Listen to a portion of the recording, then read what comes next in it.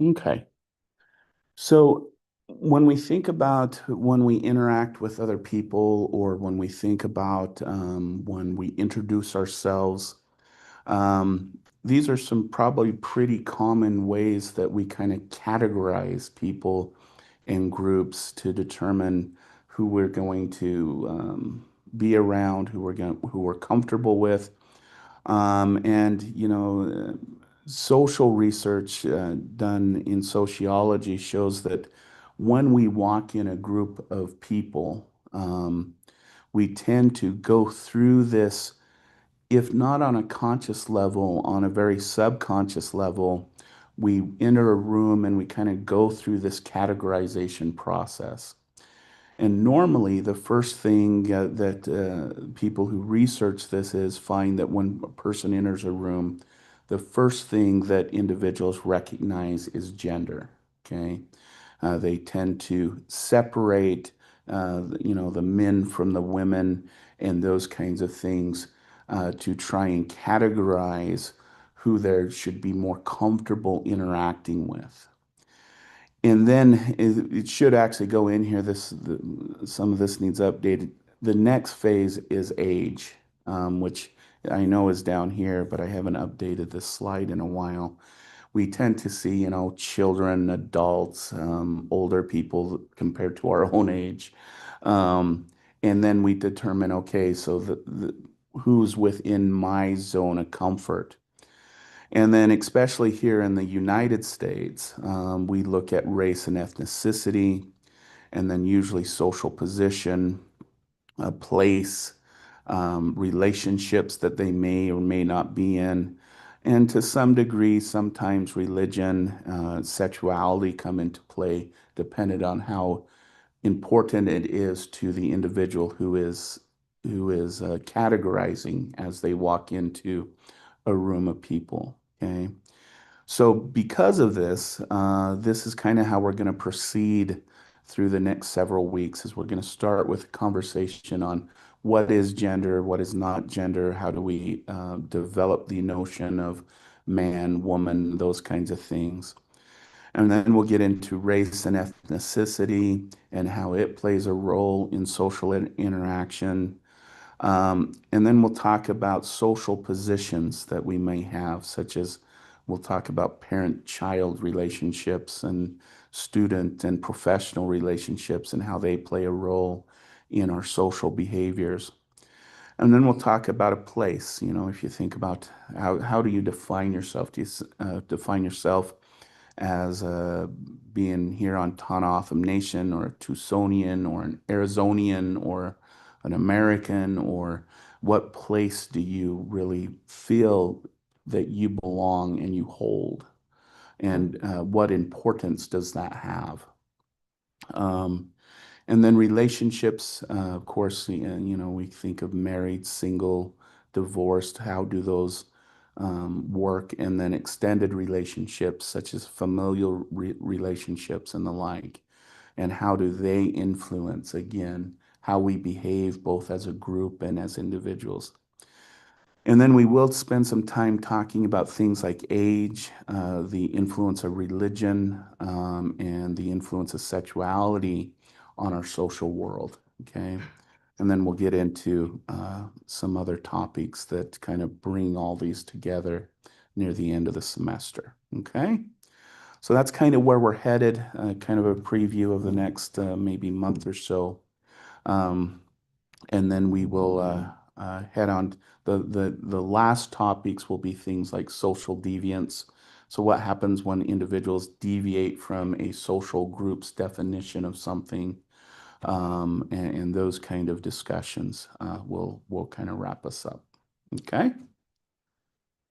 All right. So the first thing I do need to note about this conversation on gender, okay, because I always get that I've actually had this criticism in um, student evaluation, so I want to make it very clear. This conversation is not to make you change your mind about your view of gender, okay? You have to follow your values, your system to determine how you think about what is male, female, and everything in between. And in my opinion, if your concept of gender doesn't hurt anyone else, then it's yours. You can own it, you can take it, and you can use it to guide your world. What I'm presenting is what we know from what little science and research we have on gender. And I'll explain that really quick. Research on gender that is unbiased uh, truly kind of started around 2012, because in 2012, it was the first time the federal government released grants to researchers to research gender, sexuality, alternative types of gender, such as transgender and intersex gender, and all of those different uh, developing type of genders. So the research with, at least in the scientific community, that is unbiased, meaning that the entity that funded the research wasn't looking for some type of outcome, really started in earnest in about 2012. Okay. And so that means that kind of the research that a lot of scientists take seriously have evolved since that time period. Okay. So what I'm presenting here is what we have found pretty much since about 2012. Okay. Now we will get into the other sociological research dealing with children and genderization, but even that research was usually conducted on the researchers' children because they couldn't fund having other children being researched in those areas. So I just want to bring this up that this area of study has a long history of latent um, motivations, and that it's only been within the recent decade or so that researchers have been free to explore without intent. So, but let's talk about the origins of the word gender, because it actually has a really interesting kind of origin. Before about the 1970s and 1960s, the term gender was actually a medical term. It was a medical term when a doctor could not determine the biological sex of the child due to some physical abnormality. Now, this isn't the old term during this time was hermaphrodite. Today it's intersex. It's not because the child had both sex organs. Okay. That used the old term. The term, this term was that there was some other physical abnormality that didn't permit the doctor to determine the sex of the baby at birth. Okay.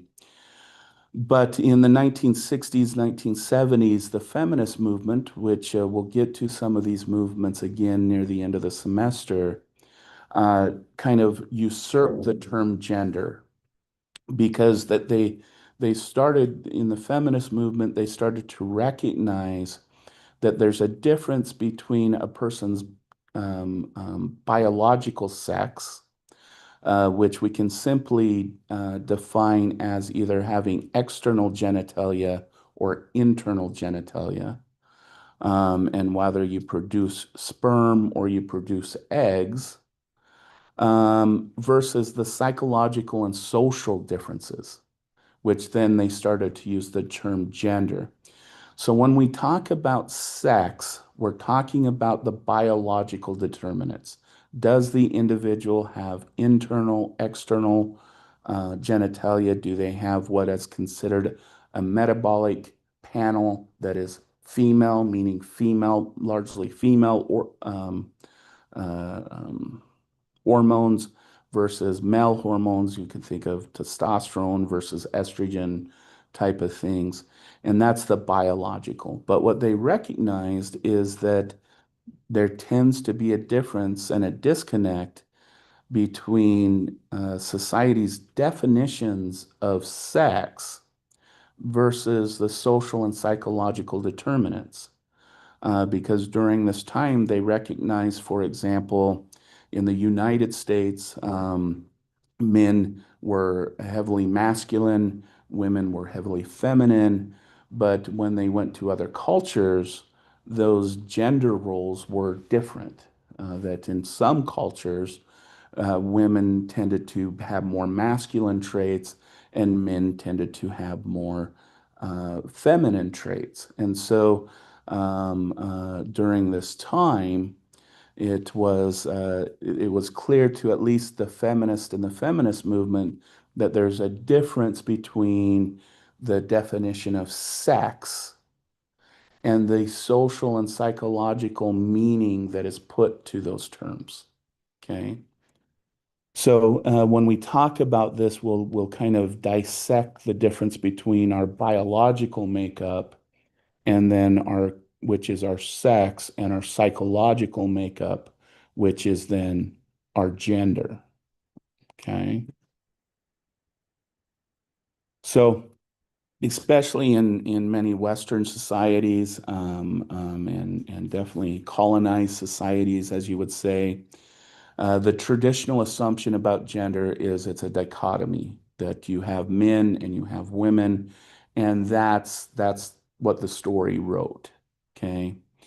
But the evidence that, at least from a biological perspective, is finding is that when we look at biologically the difference between male and female, from a biological perspective, we don't find a 100% male that possesses 100% male hormones, 100% male secondary sex features. And on the same end, we don't find females who have a 100% female hormone panel, 100% female secondary sex characteristics. Okay.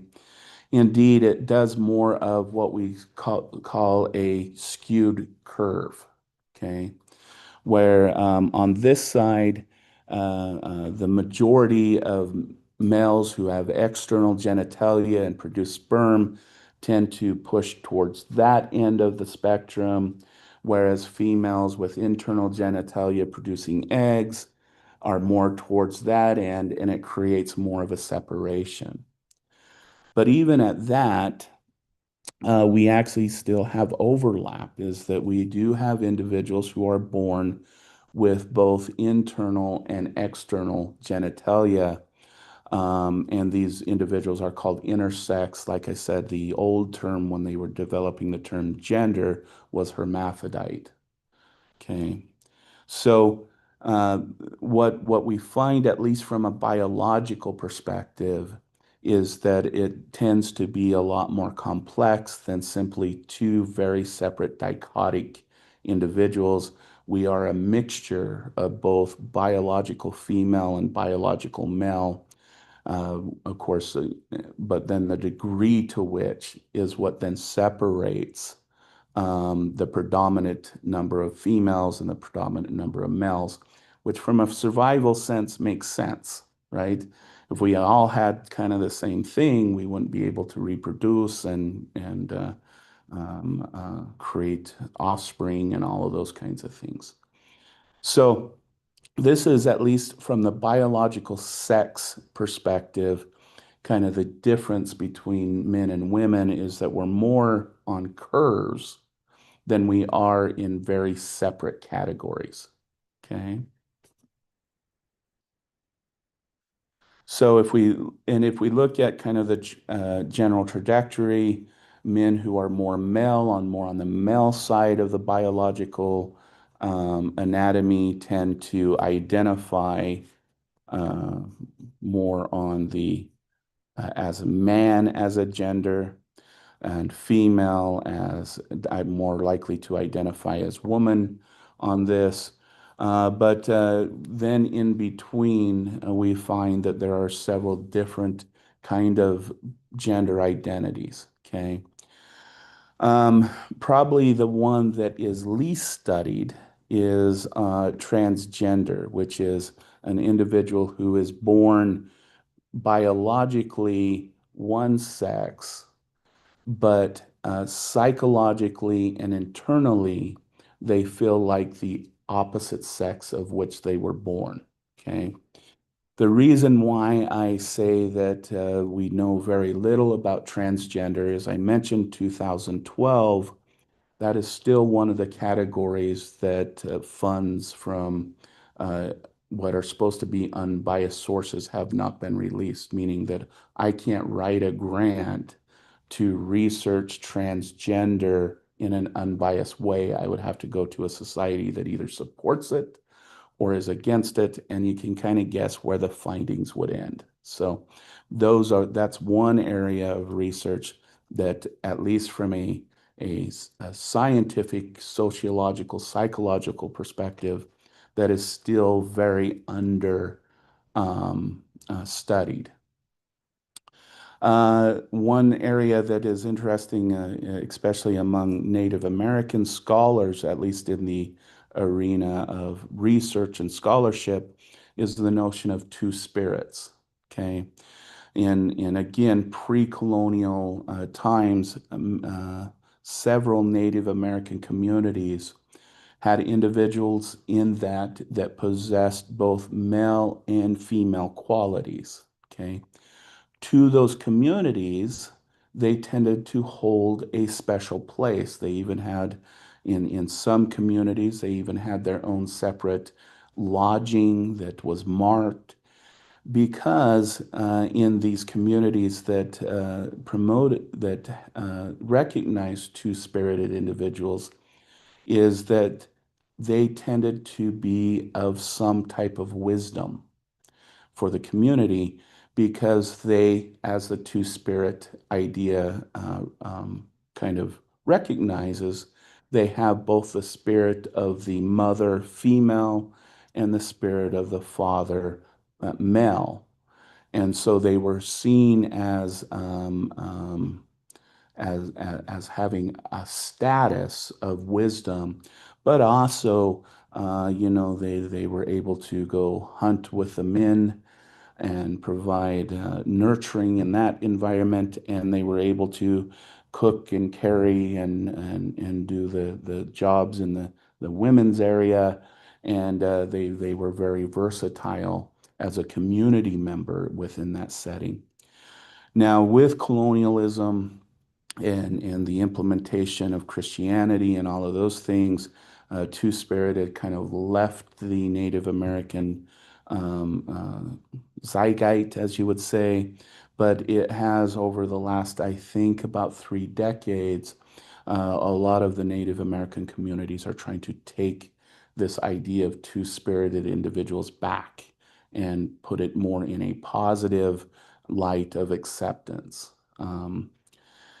Gender queer is a term I love, because gender queer, on a kind of the way it's been defined, at least within the literature, is that it's someone who takes their gender identity to an extreme.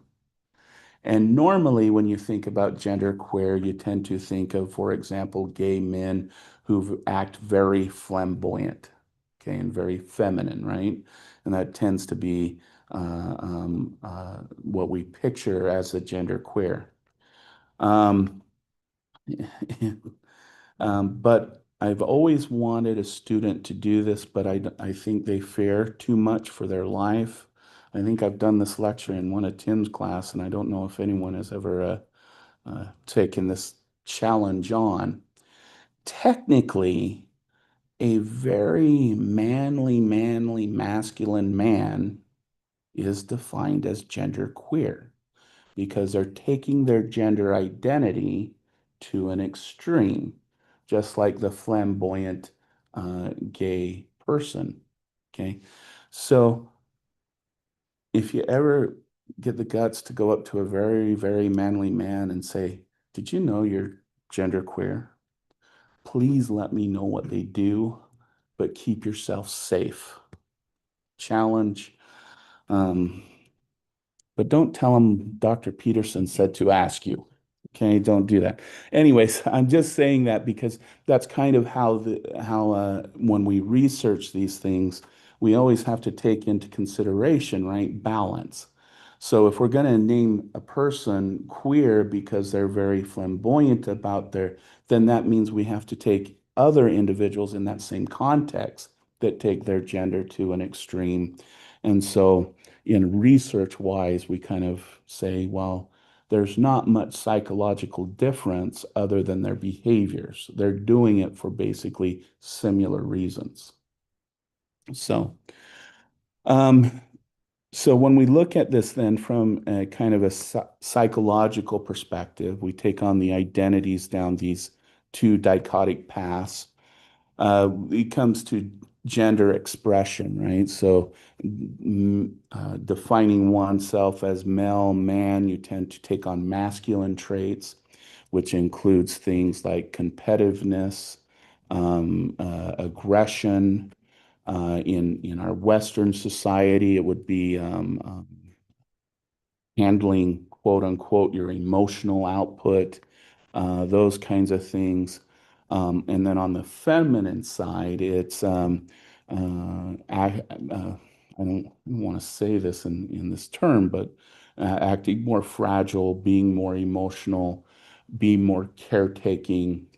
A common term of feminine is more empathetic and understanding and more nurturing. Okay. And again, on this dichotic thing is that we also can identify things in between. For example, individuals who are androgynous. These are individuals who don't take on either masculine or feminine traits. They tend to be the individuals who, when you walk into the room and you're trying to mentally divide people into groups, they're the individuals that you're like, oh, I'm not sure where to put that person. Mainly because they just don't take on feminine or masculine. They kind of stay in that in between. Now, what complicates gender, though, especially on the physical level, is that one of our very, very early identifying features is whether we're a girl or a boy and whatnot. But technically, if you were to take a prepubescent boy and a prepubescent girl and you cut their hair the same, you taught them the same mannerisms, and you dressed them the same, you actually would not be able to tell which one is the girl or which one is the boy because we don't take on secondary feminine or masculine features until we go through puberty. So children, even though we can very clearly tell the difference by their mannerisms, the way they dress, the way they hold their hair, technically, if we held all those things constant, we wouldn't be able to tell the difference between which one is the boy and which one is the girl, as long as they're dressed. Okay. So androgyny is something that actually exists through part of our life cycle. Okay. But as it suggests, we socialize children into being more masculine or being more feminine. So, and we also know that we can cross barriers on this. I think I saw a meme once that said, if a 4-year-old hands you a phone, you answer it, right? And whether you're a man or a woman or whoever, you answer that phone, right? And we can see cases in where women become very masculine in behavior. Okay, we think of mothers who saw their children ran over and lift up a car. And we know instances of men who are very masculine who can become very feminine. For example, when a child becomes hurt or needs help. Okay. And so these lines get a little bit blurry when it comes to the consequence or the need of a behavior. All right. I should go back to sex, by the way. because in some ways I think the Bible was wrong. I'm probably going to get in trouble for saying that because technically we are all conceived female. For the first 6 weeks in your mommy's tummy, you're female.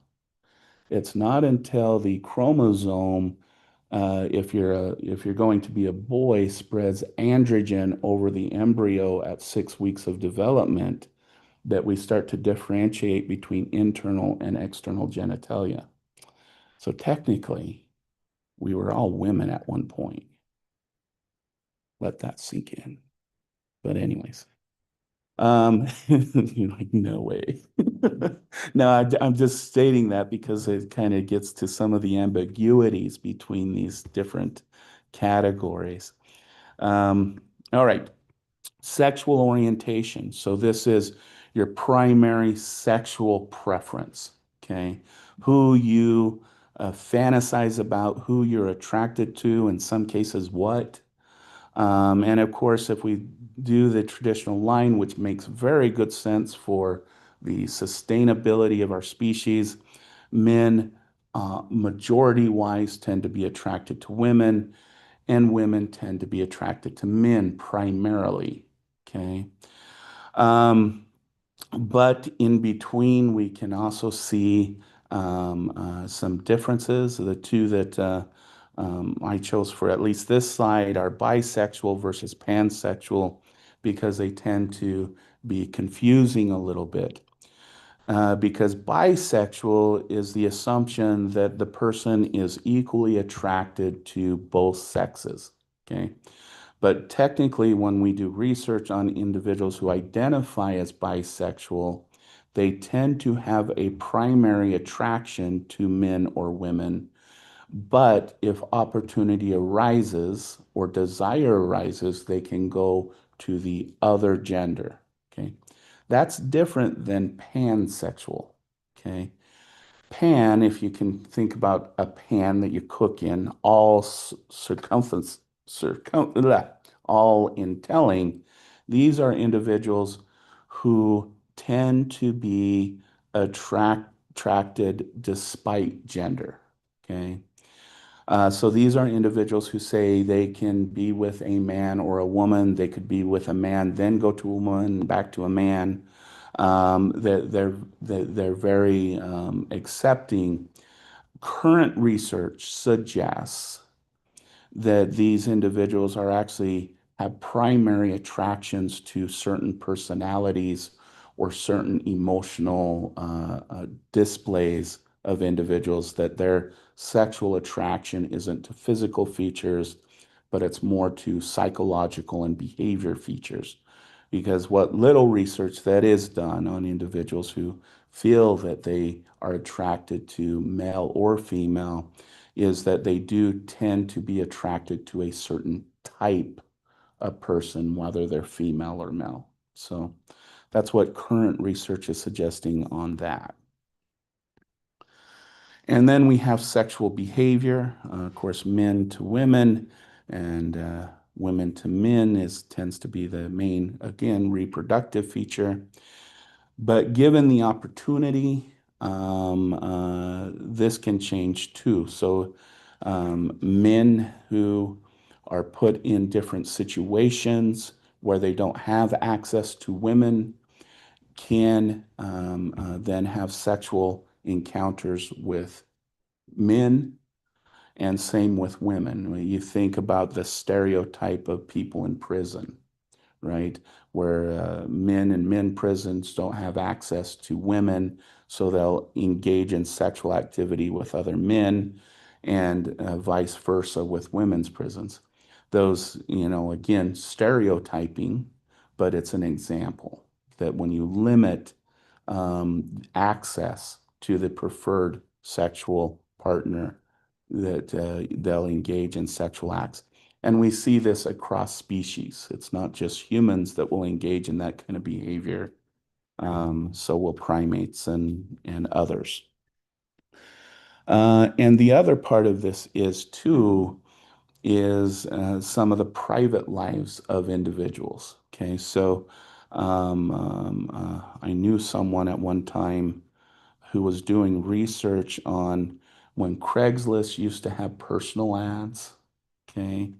And in these personal ads, they had the M for M, men for men, men searching for men. And he wanted to do research on are these gay men seeking out other gay men? And so now, again, I'm saying this because it is a little bit biased because the only people he interviewed are ones that were willing to be interviewed. But and so it's a bit biased on this, but it's an example. The men who were willing to be interviewed after they found out that they weren't going to have a sexual encounter with him, when they filled out their survey or their questionnaire, they tended to be men who identified as straight, tended to be in a relationship with a female partner, and did not identify as gay. I think it was something like 16% identified as gay and 80, that would be 84%, 16, 84% identified as straight or heterosexual. Of that 84%, about a little over 60% were in a relationship with a female partner. So, so in this case, it's an example of engaging in an activity that is counter to a person's gender identity. Okay. When we come to sexual behaviors on both ends, we find that research done on women who, using the old term heterosexual, or the more common modern term is what's known as cisgender. I should have used that term for the men as well. Cisgender is the belief that, and the solid belief, that men should be with women and women should be with men.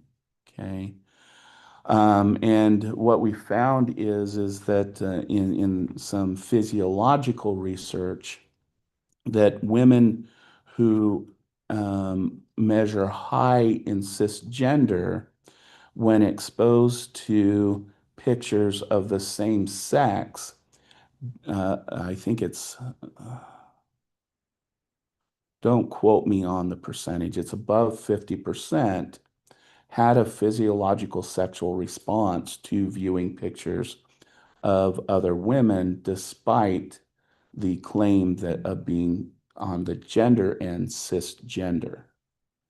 So on that end is evidence that maybe sexuality and sexual orientation and sexual behavior don't always match with each other. All right. So this is the common spread of different orientations. We have you in the middle, and this is kind of where we're at now. And we have these different orientations, and then we have the different identities that have been looked at, and then we have the expression from butch, feminine, androgynous, masculine, or femme. And then we have the sex assigned at birth, female, intersex, and male. And we have you in the middle. That is, from what we understand now, is a combination of all these different um, um, combinations. I will ask if you have any questions about this, but I do want to hit on one type of sexual orientation, um, and that is people who are asexual. Okay. There's asexual and there's aromantic. Okay. Asexual is a person who absolutely has no sexual desire. They don't want to engage in sex. They don't want to have anything to do with sex. It's just out of their mind. Aromantics are individuals who don't want to engage in a romantic relationship. They don't want anything to do with romance and romance at all. The reason why it's important to differentiate these two is you can be aromantic but have a high sex drive. Okay. You can be asexual and want a romantic relationship. Okay, and it's important to kind of separate those two from each other. But the reason why I'm bringing up asexual is because when I worked in therapy and clients with clients and everything, the third client I ever worked with that committed suicide was asexual. Okay. And what I mean by that is, and it tends to happen a lot in the late teens, early 20s, is you have an individual who seems never to have a boyfriend or girlfriend, and all of their friends are around them saying, "Hey, we're going to get you laid this weekend." And they go home or something, and mom and dad are like, "I want grandkids someday. Have you found a good boyfriend or have you found a good girlfriend? Are you getting into relationships?" And what happens to a lot of these individuals, unfortunately, is either they engage in sex even though they didn't want it, which I think can be categorized as psychological rape by the family and friends, or they feel like that there's something wrong with them, that there's something psychologically, socially, physically wrong with them.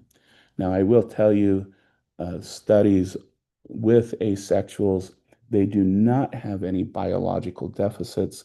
They do not have any hormonal issues. They do not have anything wrong with their organs or anything else. They just don't have a preference for sex. And so this is kind of my soapbox moment.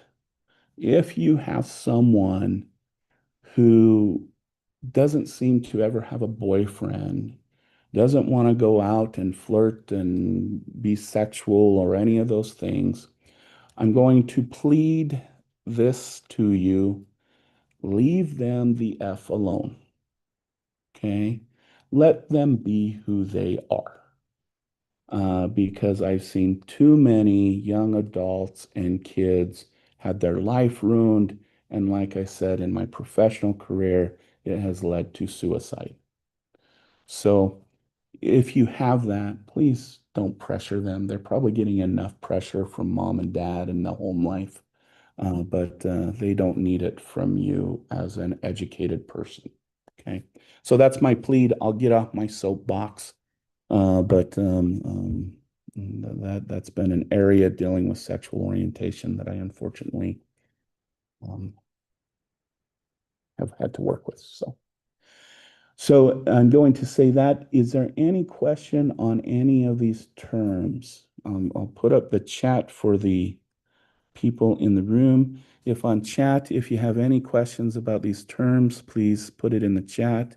Do you guys have any questions? I'm finding the more and more I teach this part of the class, the more and more my students know more than I do,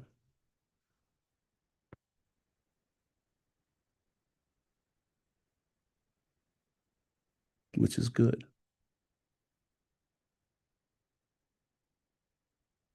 Okay. Hearing none, let's go on to a few things.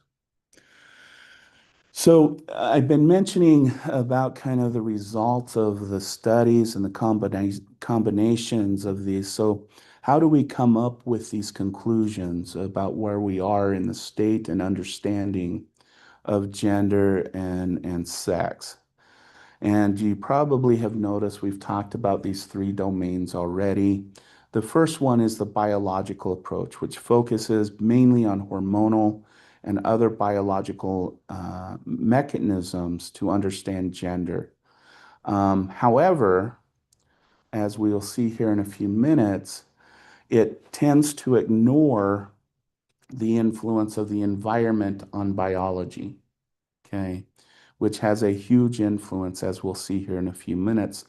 So studying it purely from a biological perspective, we can miss a lot of understanding about male, female.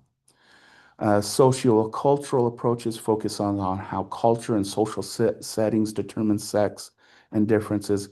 But this one is also off the mark because then it doesn't take into consideration hormonal levels. Okay.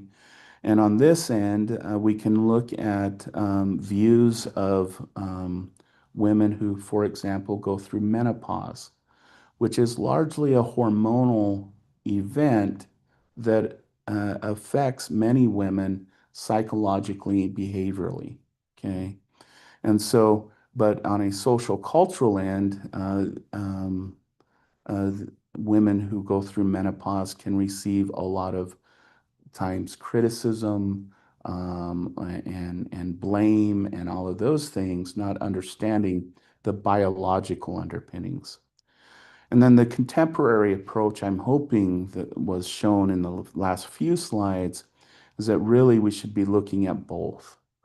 How our biology influences our perceptions of our social and cultural world, but also how our social, cultural, and psychological world can also influence our biological processes.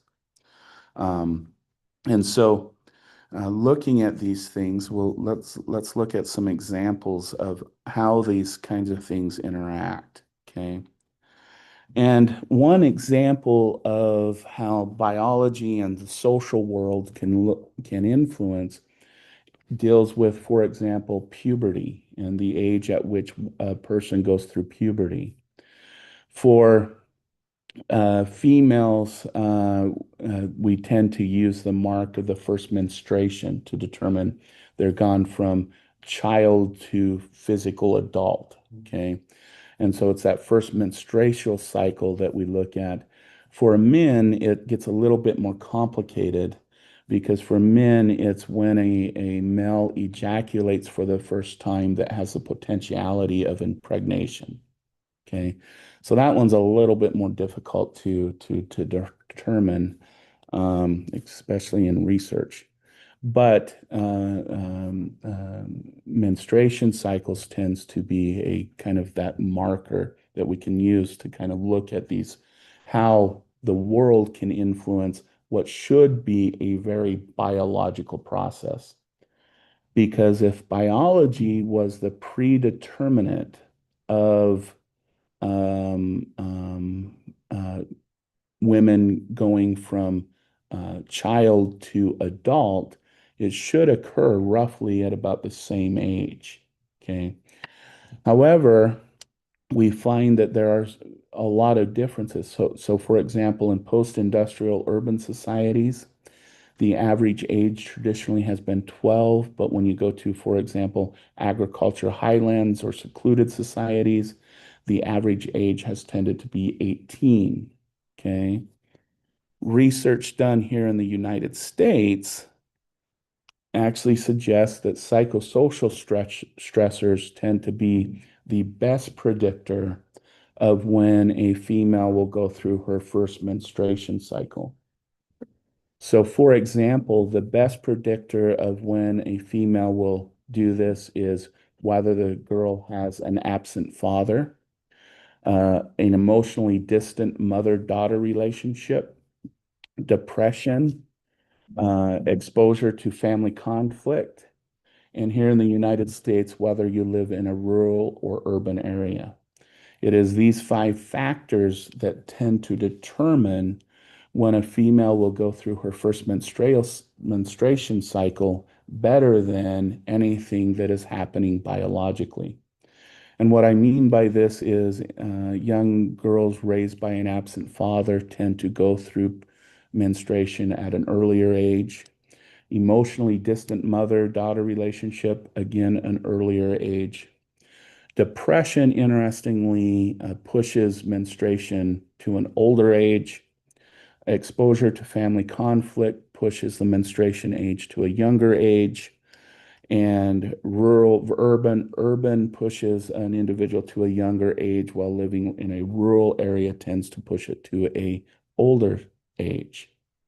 So it tends to be a combination of these psychosocial factors that tend to influence when a young girl will go through her first menstruation. And I should state that here in the United States, it is getting younger and younger. Again, if we would have taken this course about 30, 40 years ago, it would have been 12. 10, 12 years ago, it would have been 11. Right now, it's going between 10 and 10 and a half as the average age. The last time this was, I don't know if this has changed, but I think it was in 2016. The youngest girl to go through menstruation was 5. When I worked in the field of child sexual abuse, the youngest girl that I worked with that got impregnated by her abuser was 8. She gave birth to a baby at 9. And so we see for some reason, um, uh, given these factors, that the age here in the United States is tending to get younger and younger and younger, whereas other factors such as psychological maturation are tending to get older and older. So again, um, um, we know that these have a influence, but it'll be interesting to see what other research comes out to kind of really tie down why these things are occurring. So, but that is kind of the trend, at least here in the United States. So, okay. But again, we've talked about how biology then can also influence our gender and gender expression. So there is a disorder among females called congenital adrenal hyperplasia. And this is when a female is exposed to high levels of androgenol during prenatal development. And that androgenol is basically the soup of male hormones. It doesn't only include testosterone, it includes some other male dominant type of hormones. And we find that girls with CHA are biologically female, but show preference for quote unquote what are called boyish attributes. If you want to think about it, this is an extreme, a non-socialized tomboy, meaning in this case, the girl may have been socialized to be, girly, girly, feminine, and whatnot, but kind of pushed towards that, towards more boyish attributes. Um, and so they engage in more rough and tumble and play and those kind of preference for male toys and those kinds of things when given that opportunity. So this is an example of biology, how biology can influence our gender expression or our gender preferences. Okay. So it's not a one-way street. Okay. All right. I think this goes into our next topic. So I'm going to use this as a transition on Thursday.